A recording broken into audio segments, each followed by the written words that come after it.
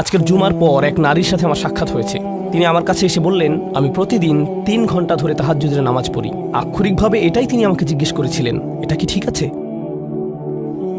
আর আমি বলেছিলাম, আপনাকে এর জন্য পুরস্কৃত করা উচিত, কারণ অনেকের জন্য নিয়মিত 5 মিনিট তাহাজ্জুদ পড়াও অসম্ভব।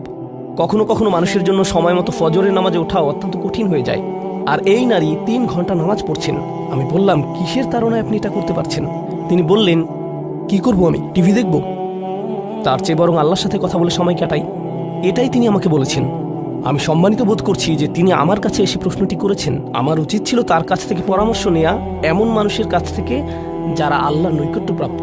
আমি যা বলতে চাচ্ছি তা হলো, আমরা সকলে একরকম নই। তিনি যা করেছেন আমি তা করতে পারবো না। আমি সত্য কথা বলছি। এই নারী যা করেন আমি তা করতে সক্ষম নই, আর আমি তার এই যোগ্যতার প্রতি সম্মান জানাই। আল্লাহ এই অভ্যাস বজায় রাখতে তাকে দৃঢ়তা দান করুন।